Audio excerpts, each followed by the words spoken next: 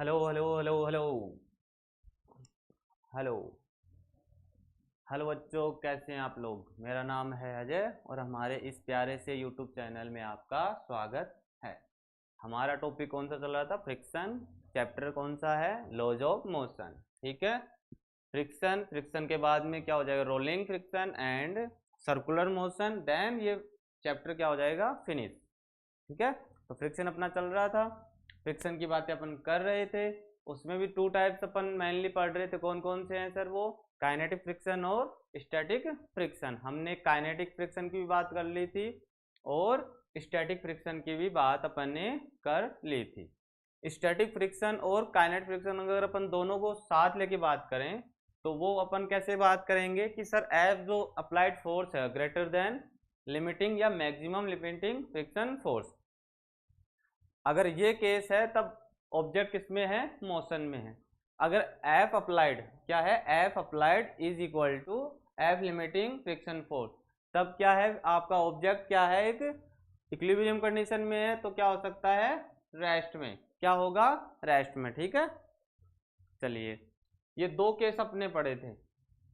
और जो static friction है उसकी जो वैल्यू है जीरो से तो बड़ी होती है और लिमिटिंग फोर्स से क्या होती है? कम होती है। ये सारी बातें अपन ने कर चुके हैं। ठीक है। अगर कोई ऑब्जेक्ट रेस्ट में है तो अपन किसकी बात करते हैं? स्टैटिक फ्रिक्शन की। अगर कोई ऑब्जेक्ट किसमें है? मोशन में है तो किसकी बात करते हैं अपन? काइनेटिक फ्रिक्शन की। ठीक है। चलिए, यहाँ तक बात अपनी हो गई थी। आगे तो ये चीजें आपको ध्यान रखनी है। कौन सी? एक तो ये केस एफ अप्लाइड, जो अप्लाइड फोर्स है अगर वो क्या हो? ग्रेटर देन हो किससे? जो एफ लिमिटिंग अपना फ्रिक्शन फोर्स था, एफ लिमिटिंग, तब क्या होगा? ऑब्जेक्ट किसमें है? Is motion. ठीक है। अगर एफ अप्लाइड क्या हो? इज इक्वल टू हो एफ लिमिटिंग के, तो ऑब्जेक्ट किस में आ जाएगा? रेस्ट में। ऑब्जेक्ट किस में आ जाएगा? Object is rest. तो वहां पे अपन किसकी बात करेंगे? स्टैटिक फ्रिक्शन की। किसकी बात करेंगे अपन? स्टैटिक फ्रिक्शन की बात अपन करेंगे, जो कि अपन जानते हैं क्या होता है? F limiting and mu S into normal. ठीक है। क्योंकि zero less than equal F S, मतलब जीरो से तो बड़ा होता है और लेस देन इक्वल किससे कम होता है? एफ लिमिटिंग से। ठीक है। तो वहां पे अपन कह सकते हैं अगर लिमिटिंग फोर्स किसके है? अप्लाइड फोर्स के इक्वल है, तो लिमिटिंग जो एफ लिमिटिंग माना था वो किसके बराबर हो सकता है? स्टैटिक फ्रिक्शन के। क्या किसके बराबर हो सकता है वो? स्टैटिक फ्रिक्शन के। कहानी समझ में आ गई? ये चीजें मैंने कैसे लिखी है ये आपको पता होना चाहिए। ठीक है। अब अपन क्या करेंगे? दोनों को साथ लेंगे और अपन एक टॉपिक है अपना एंगल ऑफ रिपोज। ठीक है। अब आप बोलोगे सर ये क्या आ गया? फ्रिक्शन फ्रिक्शन तो अपन कर रहे थे, ये वाला टॉपिक क्या हो गया? क्योंकि अब तक तो अपन क्या कर रहे थे? प्लेन में काम कर रहे थे। जैसे प्लेन को किसी एंगल पे अपन क्या करें? इसको अपवर्ड करें, उठा दें। ठीक है। तो वो प्लेन क्या बन जाएगा? Incline plane. फिर वो प्लेन क्या कहलाएगा? Incline plane. ठीक है। फिर normal is equal to M G नहीं होगा, फिर एंगल होगा, एंगल से फिर क्या बन जाएगा? N is equal to M G cos theta. ठीक है। ये चीजें आपको आनी चाहिए। ये लास्ट जो लेक्चर था वहां तक ये सारी बातें अपन ने बातें कर ली। ठीक है। तो मैं आशा करता हूँ कि ये चीजें आपको आ गई होंगी समझ में। अगर फिर भी कोई स्टूडेंट आज ही ऐड हुआ है कि नहीं सर मैंने तो पहले बार देख रहा हूँ, ये फर्स्ट टाइम कि सर ये चल क्या रहा है। ठीक है। तो इससे पहले दो लेक्चर अपने हो गए फ्रिक्शन के।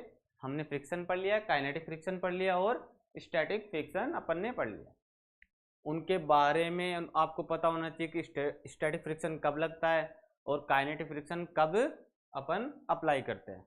तब जाके आप ये जो कहानी है वो आपको समझ में आएंगी। ठीक है। यहाँ तक बातें समझ में आ गई? चलिए, अब क्या है? Angle of repose. ठीक है। अपन ऐसे कह सकते हैं कि जैसे ढलान है, ठीक है, तो वो एंगल जब तक होगा जब तक अपन कहते हैं जस्ट अबाउट द स्लाइड, मतलब वो बस स्लाइड करने वाला ही था। जैसे एंगल को बढ़ाएंगे वो गिरने लग जाएगा। ठीक है, अब इस चीज को फील करते हैं कि सच में होता है कि नहीं होता सर। जैसे एक ये नॉर्मल है आपका, या कह सकते हैं प्लेन है, ठीक है, ये कोई एम है, तो काम कैसे करता है ये, एम जी डाउनवर्ड और नॉर्मल अपवर्ड। तो यहाँ से एन इज इक्वल टू अपन एम जी करते थे, अभी तक ऐसा किया है, पर हर जगह ये वैलिड नहीं होता। फिर सर क्या होता है, चलिए इसको समझते हैं। ठीक है, अब हमने क्या किया, प्लेन को क्या थोड़ा सा अपवर्ड कर दिया, कुछ एंगल, और यहाँ पे कोई एम ऑब्जेक्ट है। ठीक है, अब अपने को ये बताना है कि ऑब्जेक्ट कब स्लाइड करेगा। ठीक है, अब जैसे यही मेरे पास जो पेन है वो रखा हुआ है, ठीक है, अभी तक ये नीचे नहीं गिर रहा, जैसे मैं इसको करूँगा और एंगल करूँगा और एंगल करूँगा फिर ये गिरने लग जाएगा। तो जैसे इसका मतलब क्या, एंगल पे डिपेंड कर रहा है ये, और जो स्लाइड है जितना ऐसे करूँगा नीचे आके गिर जाएगा, पहली बात। तो ये कंडीशन अपन ने समझ ली। अब इस कंडीशन पे आते हैं। ठीक है, अब यहाँ पे क्या लग रहा है, एम जी। अब ऐसे लगेगा एम जी, हर बार ऐसे थोड़ी लगेगा एम जी। तो यहाँ एंगल कितना हो जाएगा, एम जी कोस थीटा, और ये कितना बन जाएगा, एम जी साइन थीटा। अगर जिसको कंपोनेंट बनाने नहीं आते वो अपने या हमारे जो वेक्टर के जो लेक्चर हैं, बेसिक जो फिजिक्स है, वहाँ जाके कंपोनेंट ऑफ वेक्टर और मैग्नीट्यूड ऑफ वेक्टर कैसे काम करता है वो आप वहाँ जाके सीख सकते हैं। ठीक है, और नॉर्मल कुछ इस प्रकार से काम कर रहा है। तो यहाँ एन अब क्या हो जाएगा, एम जी कोस थीटा। अब देखो इस साइड में जो स्लाइड हो रहा है ये अपन कह सकते हैं अप्लाइड कर रहा है, गिरने, क्योंकि उसको गिराने की कोशिश कर रहा है। तो जो अपना फ्रिक्शन है वो अपोजिट या रिलेटिव मोशन को क्या करता है, अपोज करता है। तो फ्रिक्शन फोर्स इस डायरेक्शन में लगेगा। ठीक है, फ्रिक्शन फोर्स अपनी किस डायरेक्शन में लगेगा, इस डायरेक्शन में लगेगा। कहानी समझ में आ गई। तो जैसे अप्लाइड फोर्स है, जैसे अगर अपन इस चीज को समझे तो F is equal to M G sine theta, M G sine theta. ठीक है, यहां से अगर अपन इस चीज को समझें, या F इज इक्वल टू, अब अपन चेक करेंगे कि ये स्टैटिक है कि काइनेटिक है। तो चेक करने के लिए पहले अपन क्या लिखते हैं, F लिमिटिंग से चेक करते हैं। ठीक है, ये बात की बात है। ठीक है, चलिए इसको भी समझाएंगे। पहले ये चेक करते हैं कि अपन ये स्टैटिक्स है कि लिमिटिंग, ये काइनेटिक है। ठीक है, तो म्यू एस इंटू एन, तो एफ लिमिटिंग कितना होता है, म्यू एस इंटू एन। तो एन की वैल्यू अपने पास है म्यू एस इंटू ये कितना है, एम जी कोस थीटा। मतलब इस डायरेक्शन में कितना जो फ्रिक्शन फोर्स लग रहा है अपना, म्यू इंटू या mu S into M G cos theta. एक बात आपको समझ में आ, चलिए अब आपको ये पता है कि जो एफ अप्लाइड है क्या है, जो एफ अप्लाइड है is greater then F limiting, F limiting. तब तो क्या है, चीजें स्लाइड हो रही हैं, मतलब अप्लाइड फोर्स उससे ज्यादा है तो नीचे गिर जाएगी। ठीक है, अगर ये इक्वल हो तब क्या है, एक रेस्ट में है, कि बैलेंस बना हुआ है, वो रेस्ट में है। ठीक है, चलो अब दूसरा केस जो अपन समझते हैं इस चीज से, वो कैसे सर, इस डायग्राम को फिर से बनाते हैं ना।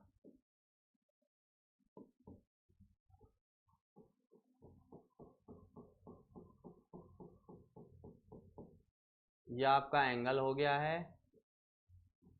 ये कोई एम है, और अपन जानते हैं अब ये क्या हो जाएगा, एम जी कोस थीटा। इस साइड में क्या लग रहा है, एम जी साइन थीटा, और इसके अपोज, रिलेटिव अपोज कितना है, mu S into M G cos theta, और नॉर्मल इस प्रकार से काम कर रहा है। अब अपन जानते हैं अगर थीटा क्या है, मिनिमम है या कम है, ठीक है,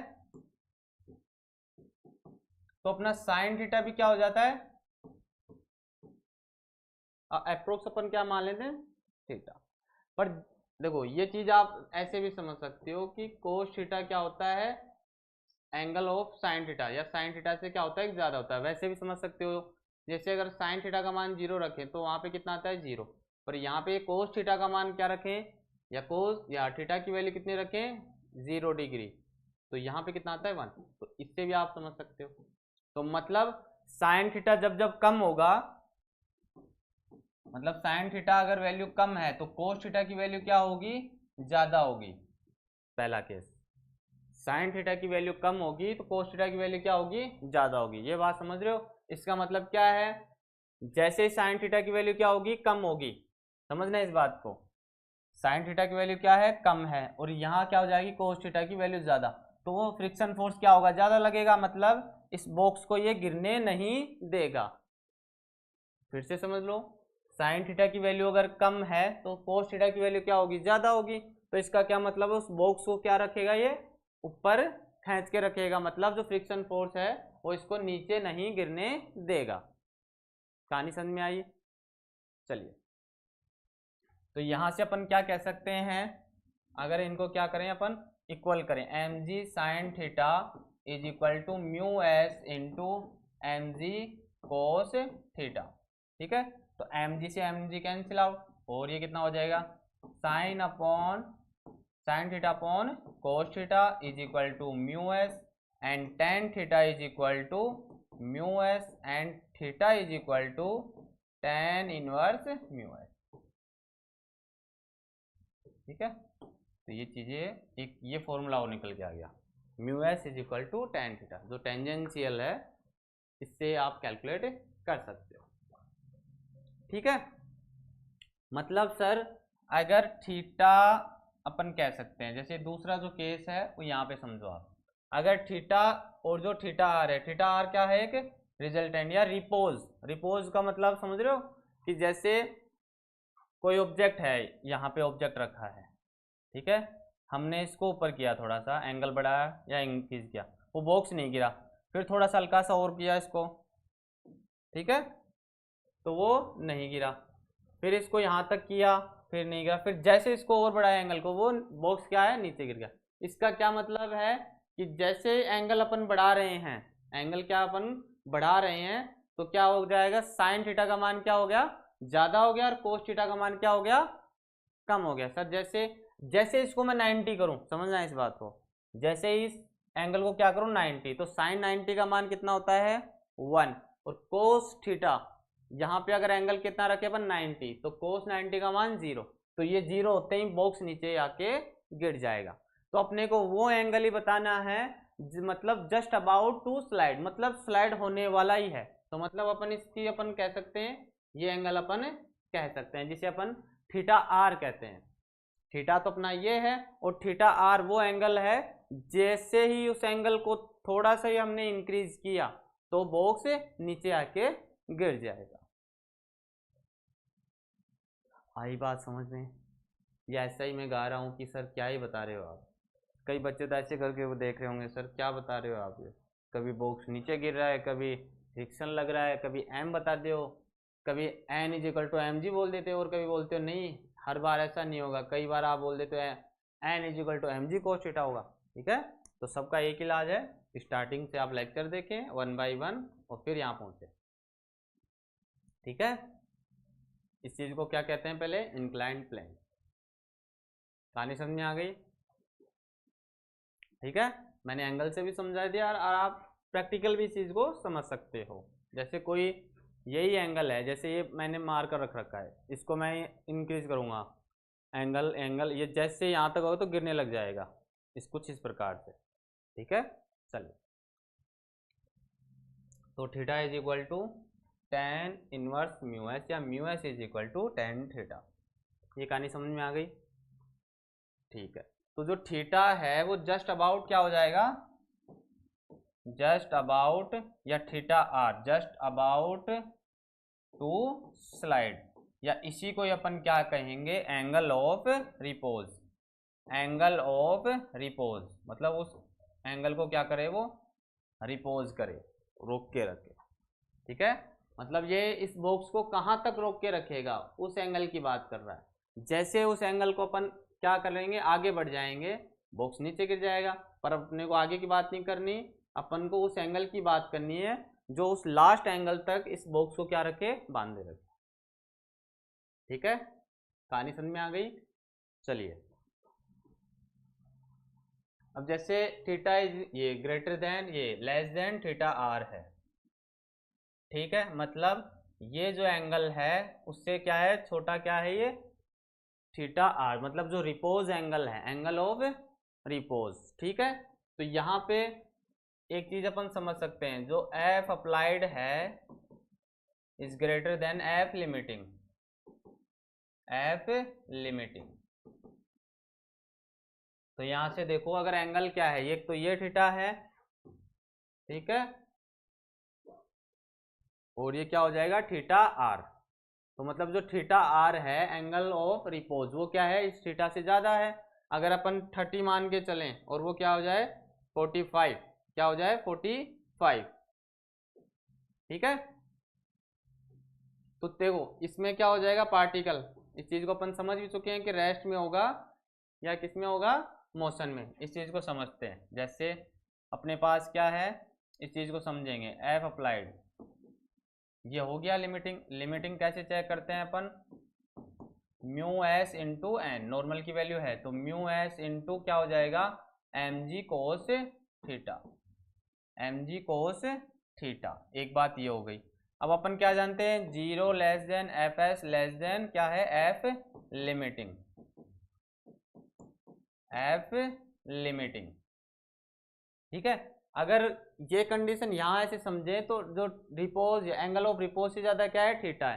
तो देखो जैसे थीटा अपन बढ़ाएंगे तो वो किस में आ जाएगा, मोशन में आ जाएगा, और ये किस में है, रेस्ट में है। बात समझ में आ गई। और रेस्ट में अपन कौन सा यूज करते हैं, स्टैटिक फ्रिक्शन, स्टैटिक फ्रिक्शन। और ये जो सेकंड कंडीशन है वो कंडीशन क्या है, एक तरीके से जो एफ अप्लाइड है, क्या है, एक एफ अप्लाइड है, उसको क्या रखी है कि इक्विलिब्रियम में रख रखा है, एक बांधे रख रखा है कि हाँ नहीं अभी तक ये काम चल रहा है। जैसे अपन एंगल को क्या करेंगे, इंक्रीज करेंगे, वो किस में आ जाएगा, मोशन में आ जाएगा। और मोशन में आते ही अपन किस में कैलकुलेट करने लग जाते हैं इसको, काइनेटिक फ्रिक्शन में। बात कहाँ चली जाती है, काइनेटिक फ्रिक्शन में।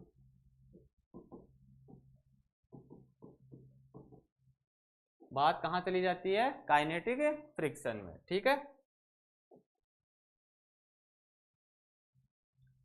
चलिए जैसे अपने पास कुछ इस प्रकार से ये एंगल है, जैसे अपन थीटा मान लेते हैं, ये 30 डिग्री है, दे रखा है। ठीक है, आप तो सर आपकी इच्छा से कर रहे हो। ये कुछ एम है और जो थीटा आर है वो क्या है, 45 डिग्री है, और थीटा जो अपन ने मान रखा है साइन थीटा। ठीक है, तो अपने को क्या निकालना है, find of body is at rest. ठीक है, तो अपने को रेस्ट चेक करना है कि रेस्ट में कब आएगी। ठीक है, तो एफ लिमिटिंग से अपन चेक करते हैं, एफ लिमिटिंग, तो mu S into M G क्या हो जाएगा, कोस थीटा। ठीक है, यहां से एफ लिमिटिंग कितना आ रहा है, म्यू एस, ठीक है, कोई कोफिशिएंट मान लेते हैं, और एम जी और कोस थीटा ये कितना है 30 डिग्री, तो कितना हो जाएगा, कोस जीरो का मान कितना 1 और अंडर में 3/2, तो ये कितना हो जाएगा, mu S into M G by 2 और कितना है 1.78।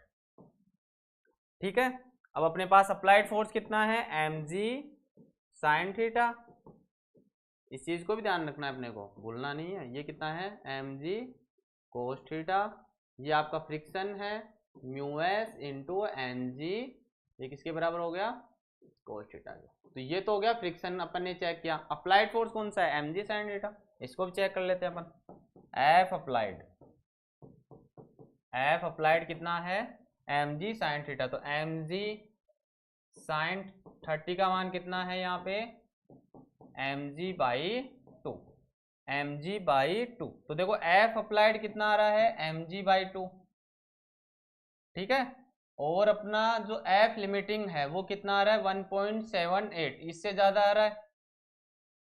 ठीक है, या अपन क्या रख सकते हैं, F limiting is equal to F applied अपन रख सकते हैं। मतलब जो एफ लिमिटिंग की जो वैल्यू है वो क्या है, ज्यादा है, क्या है, ज्यादा है, और ज्यादा है तभी अपन कह सकते हैं कि बॉडी किस में है, रेस्ट में है, बॉडी किस में है, रेस्ट में है, बॉडी किस में है, रेस्ट में है। ठीक है, क्योंकि फ्रिक्शन फोर्स ज्यादा होगा तो इसको बांधे रखेगा, और बांधे रखेगा तो गिरने नहीं देगा। ठीक है, चलिए तो कैलकुलेट फ्रिक्शन फोर्स एंड, तो ये फ्रिक्शन फोर्स अपन ने निकाल ही लिया। एंड एसिलेशन, अगर एसिलेशन अगर बात करें तो पार्टिकल किस में है, रेस्ट में है, तो एसिलेशन अपने आप क्या हो जाएगी, जीरो, क्या हो जाएगी, जीरो, क्या हो जाएगी, जीरो। ठीक है, कहानी समझ में आ गई। ठीक है,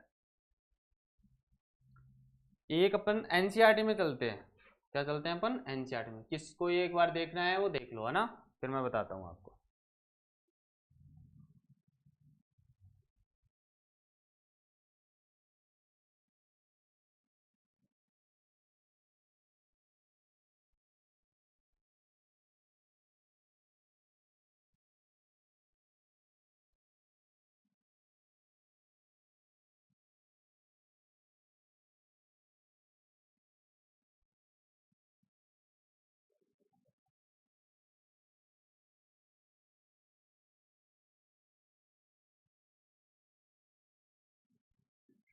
समझ लिया क्या हो रहा है।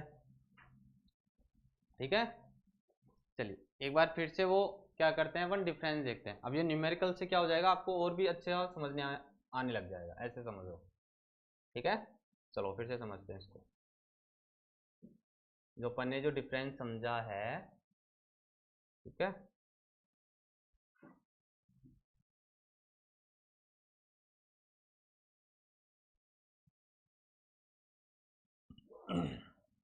चलिए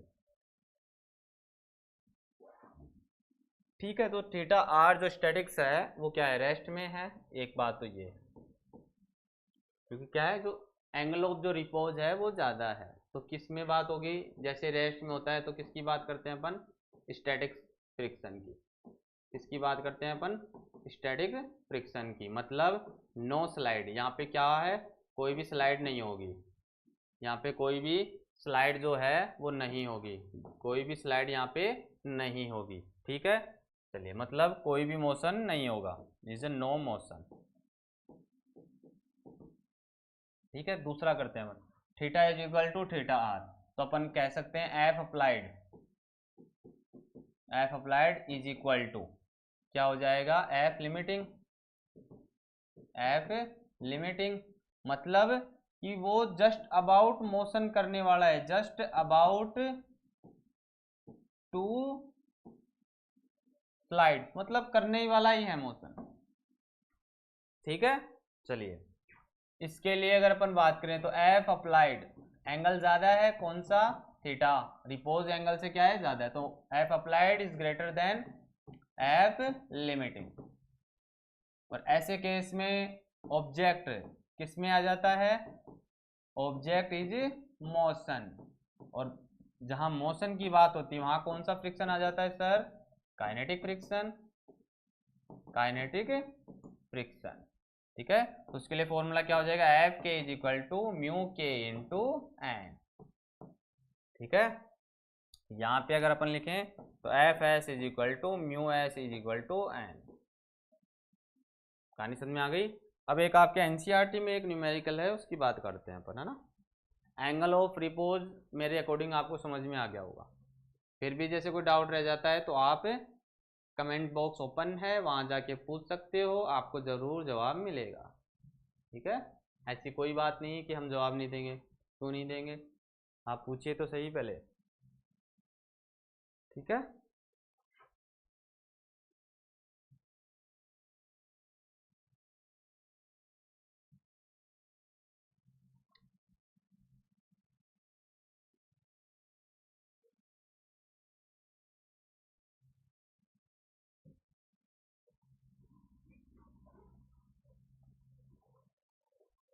angle of repose, friction force, static friction and kinetic friction. अगला जो अपना अगली क्लास होगी वो रोलिंग फ्रिक्शन की होगी और सर्कुलर मोशन की होगी, उसके बाद में ये चैप्टर क्या हो जाएगा, समाप्त।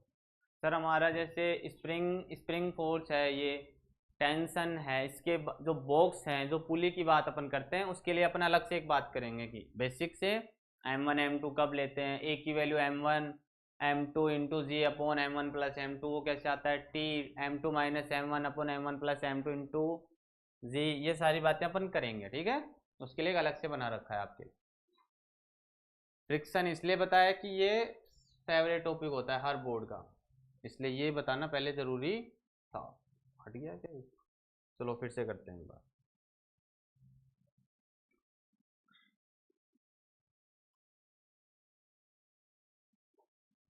ठीक है, तो अपना जो मेन मोटिव है वो अपना क्या है, एनसीईआरटी के जो क्वेश्चन हैं उनको सोल्व कराना, ठीक है। जल्दी अपन कर नहीं रहे और ज़्यादा धीरे अपन चल नहीं रहे, ठीक है। चीज़ों को समझेंगे तभी तो न्यूमेरिकल बन पाएगा, ऐसे कराने से क्या मतलब है, ठीक है। तो साथ बने रहिए। अगर कोई बच्चा आज ही जुड़ा है कि सर मुझे नहीं पता क्या चल रहा है, तो अपनी 35 या 37 जो क्लास हैं उतने करीब हो गई है अपनी 11th की, ठीक है। उसमें से 2 चैप्टर हो गया, तीसरा समाप्त होने वाला है। अगला अपन यूनिट एंड मेजरमेंट वाला स्टार्ट करेंगे, क्योंकि वो बेसिक है। कई बच्चों का कहना है कि सर पहले ही करवा दो आप, तो पहले करवा देंगे, कोई दिक्कत नहीं, ठीक है। चलिए चलिए चलिए, क्योंकि एनसीईआरटी अगर आपने सोल्व कर ली फिर कहीं देखने की जरूरत नहीं होती। अगर आपने किसी भी एग्जाम में अगर आपको फिजिक्स करना है, अच्छा ठीक है। तो हम किसकी बात कर रहे थे, एंगल ऑफ रिपोज। अभी आ रहा है, ये आने लग गया, चलो।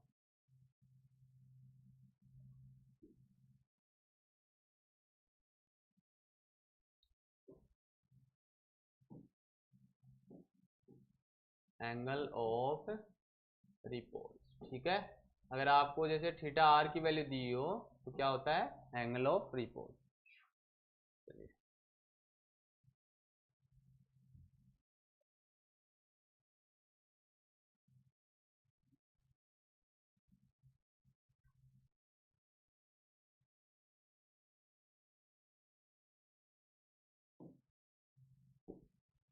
तो इसमें 3 केस होते हैं, theta is less than repose angle या angle of repose, theta is equal to theta are and theta is greater than theta. इसमें क्या होता है, रेस्ट में होता है पार्टिकल। इसमें जस्ट अबाउट टू स्लाइड, मतलब मोशन करने वाला ही है। क्या करने वाला है, मोशन करने वाला ही है। तो अपन किसकी बात करेंगे इसमें, रेस्ट में है तो रेस्ट में किसकी बात होगी, स्टैटिक फ्रिक्शन की। किसकी बात होगी, स्टैटिक फ्रिक्शन की। और theta is equal to theta R जो है उसमें क्या होगा, जस्ट अबाउट टू स्लाइड, मतलब कि स्लाइड करने वाला ही है। इसी एंगल को अपने को निकालना था, और यही एंगल क्या कहलाता अपना, एंगल ऑफ रिपोज। एंड तीसरा जो केस है वो क्या है अपना, theta is greater than theta R. क्या है, theta is greater than theta are.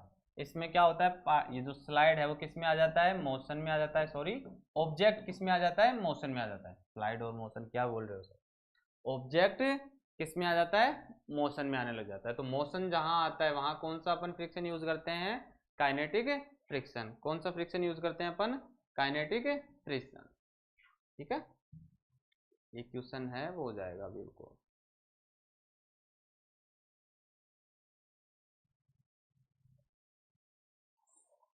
चलिए चलिए,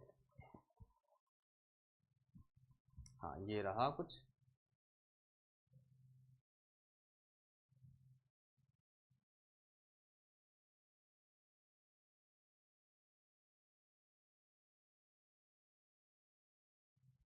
ठीक है,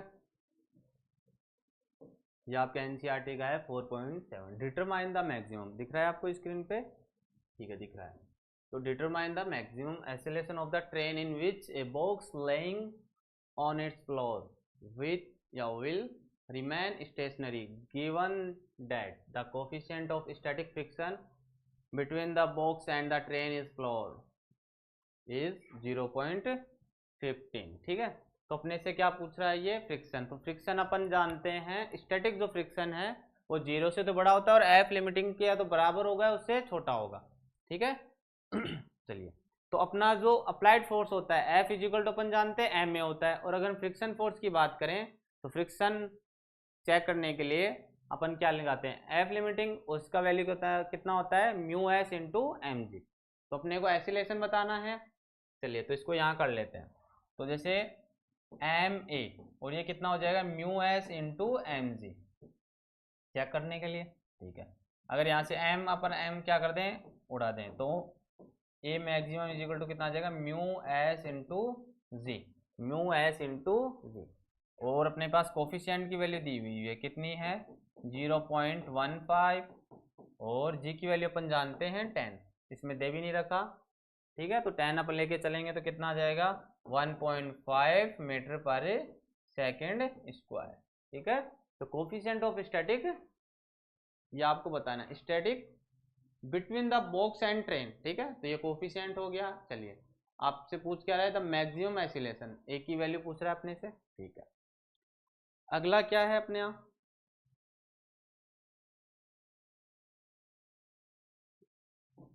ये क्वेश्चन हो गया आपका, चलिए इसको उठा देते हैं स्क्रीन से। अगला क्या सीन फिगर 4.1111 या 11 a mass of 4 kg rest on a horizontal plane, ठीक है। The plane is gradual inclined until at an angle theta is equal to 15 degree, ठीक है, with the horizontal and the mass just, हाँ mass ऐसे बोल सकते हैं इसको, the mass just begin to slide, क्या होगा slide. What is the coefficient of static friction between the block and the surface. तो यहाँ पे पहले डायग्राम की बात अपन बना लेते हैं, ठीक है। यहाँ पे कुछ इस प्रकार से डायग्राम है, फिर इसको थोड़ा करके अपन समझाएंगे। ये कुछ थीटा है, कोई ऑब्जेक्ट कितना है एम है, ठीक है। ये क्या है रिजल्टेंट एम जी, तो ये कितना हो जाएगा एम जी कोस थीटा, और ये कितना लगेगा एम जी साइन थीटा। अगर अपन इस साइड में फ्रिक्शन की बात करें तो mu S M G cos theta, normal क्या है अपवर्ड है, और एन की वैल्यू यहाँ पे कितनी है एम जी कोस थीटा। ये आपका अप्लाइड फोर्स हो गया, ये अपोज रिलेटिव मोशन को क्या कर रहा है अपोज कर रहा है। ये कहानी इतनी समझ में आ गई आपको, अगर ये बात समझ में आ गई तो फिर आपके ये न्यूमेरिकल हो गया, ठीक है। चलिए तो अपने को एंगल क्या पूछ रहा है अपने से कोफिशिएंट पूछ रहा है, ठीक है, म्यू एस क्या पूछ रहा है अपने से म्यू एस। तो एक फॉर्मूला तो अपने अपन सीधा सीधा जानते हैं, कौन सा है sir mu S is equal to tan theta. एक तो ये है, ये आया कैसे ये आपको पता होना चाहिए, कहाँ से आया सर ये कि अपना जो अप्लाइड फोर्स है वो फ्रिक्शन फोर्स के क्या है अगर अपन इक्वल करें वो कब होगा जब जो ऑब्जेक्ट हो जस्ट अबाउट टू स्लाइड, मतलब sir M G sine theta is equal to कितना हो जाएगा mu S M G cos theta. तो यहाँ से कुछ कैंसिल आउट हो रहा है, तो sine theta upon cos theta is equal to mu S and mu S is equal to tan theta, ठीक है। तो यहाँ टेन जो कितना है 15 का मान कितना होता है अपन जानते हैं, यह आपको ध्यान में रखना है कितना है 15 डिग्री है तो 0.27, सीधी सी बात यही, ठीक है। बाकी की जो कंडीशन है वो मैंने आपको बता दी है, ये एक तरीके से न्यूमेरिकल है। और अपन ने एंगल ऑफ जो रिपोज किया था theta is equal to 15 degree जो उसको गिरने से रोक रहा, तो तीन कंडीशन मैंने आपको बताई थी, theta is less than theta R, theta is equal to theta are and theta is greater than theta R. पहले केस में क्या होगा रेस्ट होगा, तो रेस्ट अगर स्लाइड नहीं हो रहा बांधे रखा है तो वहाँ पे स्टैटिक फ्रिक्शन होगा, f S is equal to mu S into n. अगर theta is equal to theta r होगा तो वहाँ पे अपन बोलते हैं कि जो स्लाइड है या बॉक्स है वो जस्ट अबाउट टू स्लाइड, मतलब बस स्लाइड करने वाला ही है। जैसे अपन ने एक लाइन बोली थी किसमें स्टैटिक फ्रिक्शन में कि टेंडेंसी ऑफ रिलेटिव मोशन, मतलब वो मोशन नहीं कर रहा पर करने वाला है, ठीक है। ऐसे ही यहाँ पे एक लाइन है कि जस्ट अबाउट टू स्लाइड, मतलब स्लाइड करने वाला ही है वो। तो उसके लिए अपन क्या करेंगे F applied is equal to F limiting, तो वो किसके बराबर हो जाएगा स्टैटिक फ्रिक्शन के। चलिए ऐसे ही अपन जब एंगल को और अपन क्या करेंगे, इंक्रीज करेंगे इस प्रकार से, कुछ पहले ऐसा था फिर ये हो गया और फिर ये गिरने लग गया, ठीक है। ऐसे कुछ चीज पहले क्या है सरफेस, फिर एंगल ऐसे करेंगे तो ये गिर जाएगा, ठीक है। बात समझ में आ गई। चलिए, और आपको ये भी ध्यान रखना है कि अगर साइन जो एंगल जो साइन थीटा का मान कम होगा वहाँ कोस थीटा क्या है, ज़्यादा है, तो 0 1, ठीक है। चलिए, तो मोशन में आ जाएगा पार्टिकल, मोशन में अगर या अपन कह सकते हैं स्लाइड आने लग जाएंगी, ऑब्जेक्ट नीचे की ओर आने लग जाएगा, इसका मतलब क्या, अप्लाइड फोर्स ज़्यादा हो गया फ्रिक्शन फोर्स से ज़्यादा, तो इसका मतलब अपन मोशन में है तो क्या बात करेंगे अपन, काइनेटिक फ्रिक्शन। उसका फॉर्मूला क्या होता है, म्यू के इज इक्वल टू म्यू या एफ, ऐसे है sir, F K is equal to mu K into N, ठीक है। ये बातें समझ में आ गई हैं आपके।